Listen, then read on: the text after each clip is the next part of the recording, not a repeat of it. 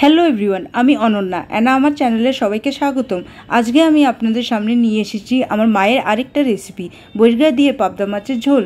যদি আপনাদের আমার রেসিপিটা ভালো লেগে থাকে তো ভিডিওটা প্লিজ লাইক করবেন। চলুন টাইম নষ্ট না করে রেসিপিটা শুরু করি। এখানে আমি নিয়েছি 4টে বড় পাবদা মাছ আর মিডিয়াম সাইজ 3টে চিংড়ি। এতে অ্যাড করব 2 চামচ লবণ, 1 আর অর্ধেক চামচ হলুদের গুঁড়ো,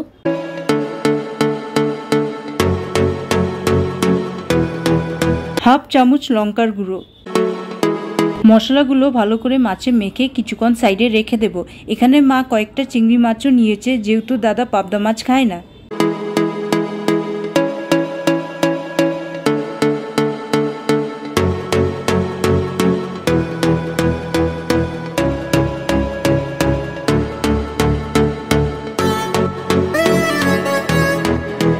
এরপর সব মাছগুলো ভালো করে ভেজে নেব।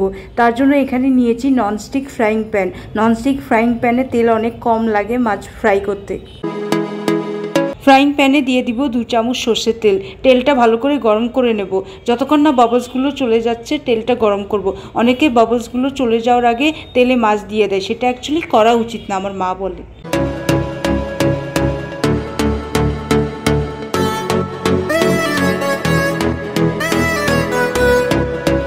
তেল গরম হয়ে যাওয়ার পরে একটা একটা করে পাবদা মাছ ঢেলে দেবেন। মনে রাখবেন, পাবদা মাছ ঢালার সাথে সাথে কিছুক্ষণ পরে এটা উল্টিয়ে এক পিঠ ভালো করে ভেজে নেবেন।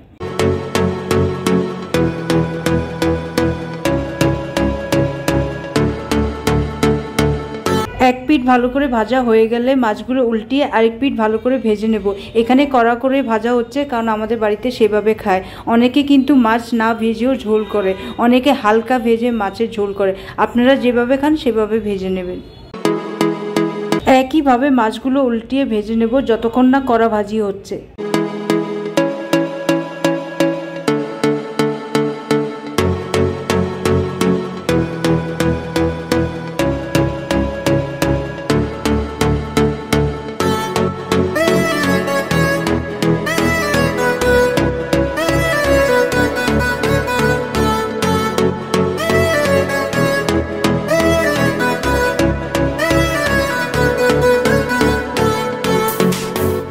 মাছগুলো ভালো করে ভাজা হয়ে গেছে আর দেখতে এরকম লাগবে। আপনারা যদি শুধু মাছ ভাজি খান তাহলে আর একটু কড়া করে ভেজে নেবেন। এরপর ভাজা মাছগুলো একটা প্লেটে নিয়ে নেব।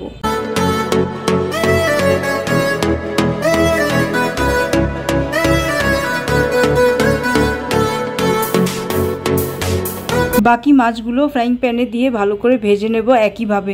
মনে রাখবেন, ফ্রাই করার সময় যখন উল্টাবেন তখন আস্তে করে উল্টাবেন যেন মাছগুলো ভেঙে না যায়, কারণ এই মাছগুলো অনেক নরম হয়।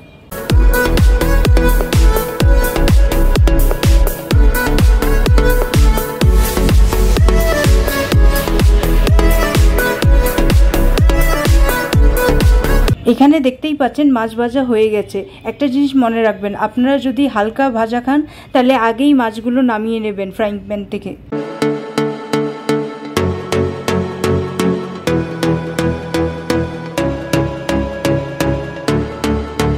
এরপর একই ফ্রাইং প্যানে দিয়ে দিব 2 চামচ সর্ষের তেল।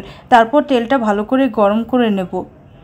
যখন তেলটা ভালো করে গরম হয়ে যাবে এতে অ্যাড করব সামান্য একটু জিরা। জিরাটা সামান্য একটু ভেজে দিয়ে দেব বৈরগা। বৈরগাটাও ভালো করে ভেজে নেব।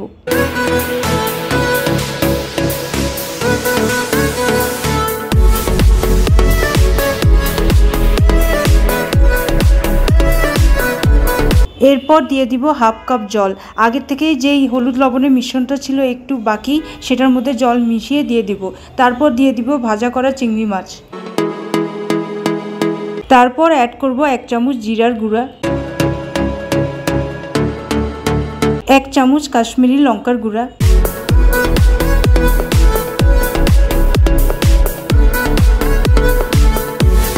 ভালো করে মশলাটা মিশিয়ে এরপর অ্যাড করব 8টা থেকে 9টা সবুজ লঙ্কা।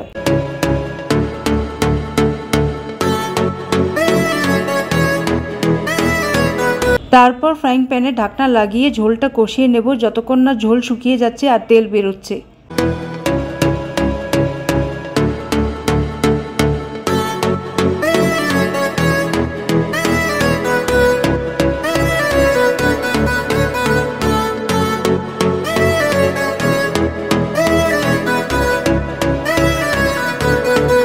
এখানে আপনারা দেখতেই পাচ্ছেন ঝোলটা অনেকটা শুকিয়ে গেছে। এই পর্যায়ে বাকি ভাজা মাছগুলো দিয়ে দেব, পাবদা মাছগুলো।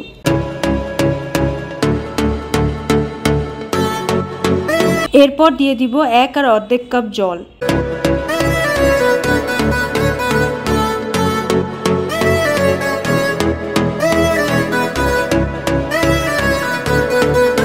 তারপর ঢাকনা লাগিয়ে 10 মিনিট মিডিয়াম ফ্লেমে রান্না করব।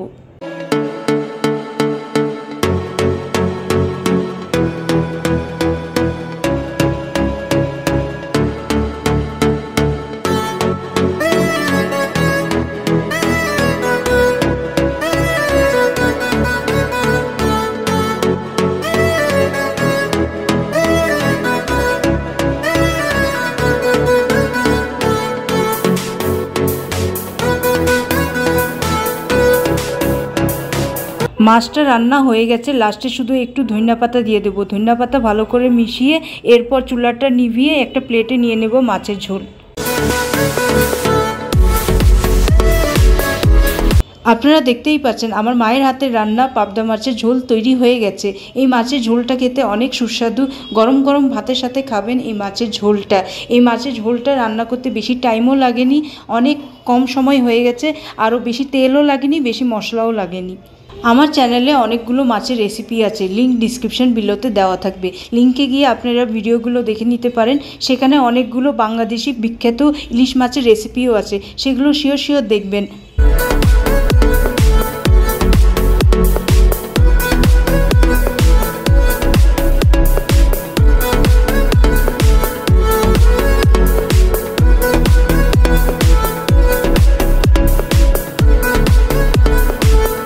একটা ইম্পর্টেন্ট জিনিস বলতে চাই, আমি রেগুলার বেসিসে রেসিপি শ্যুট করে আপলোড করতে পারছি না, কারণ আমার ফ্যামিলিতে বেশিরভাগ মানুষই এটা পছন্দ করে না। তাও তাদের বিরুদ্ধে গিয়ে আমি মাঝে মধ্যে রেসিপি শ্যুট করে আপলোড করি। তার জন্য প্লিজ আমার চ্যানেলটাকে সাবস্ক্রাইব করে দেবেন আর বেল আইকনটা প্রেস করে দিন ফার্দার নোটিফিকেশান পাওয়ার জন্য। Bye bye, take care and have a nice day.